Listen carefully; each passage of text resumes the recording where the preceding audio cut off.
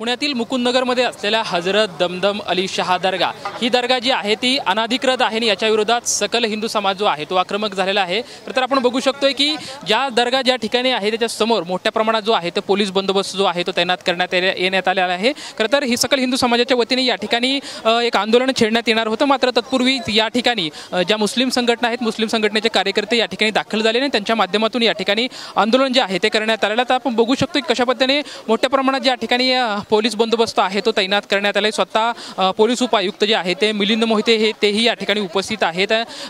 जे मुस्लिम संघटना आहे जे या ठिकाणी आलेले होते त्यांच्याकडून आक्रमक असे भाजपाच्या विरोधात जे आहे ती जोरदार घोषणाबाजी जी आहे ते करण्यात आलेली होती। आता थोड्याच वेळामध्ये सकल हिंदू समाजाचे कार्यकर्ते आहेत आमदार योगेश टिळेकर हे सुद्धा या ठिकाणी दाखल होणार आहेत आणि त्यांच्या माध्यमातून पोलीस उपायुक्त जे आहे ते मिलिंद मोहिते यांना जे आहे ते निवेदन देण्यात येणार आहे। सध्या पोलीस उपायुक्त मिलिंद मोहिते आपल्यासोबत आहेत। तर या ठिकाणी दर्ग्याच्या विरोधात भाजपाच्या कडून आंदोलन करण्यात येत आहे। आमदार योगेश टिळेकर या ठिकाणी येणार आहेत, आपल्याला निवेदन देणार आहेत। काय सध्या परिस्थिती? आमदार योगेश टिळेकर हे लक्ष्मीनारायण चौकामध्ये येणार आहेत, तसं त्यांनी आता फोनवरून कळवलेलं आहे।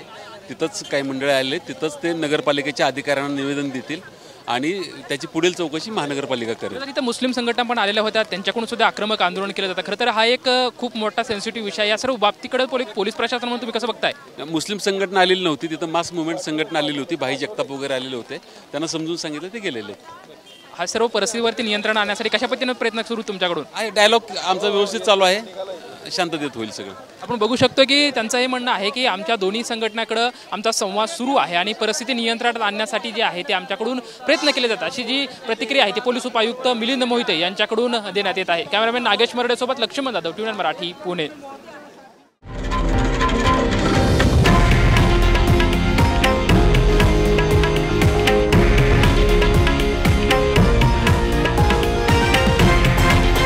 हे आहे देशातील नंबर 1 न्यूज नेटवर्क आणि आपण पाहत आहात TV9 मराठी, एकमेव।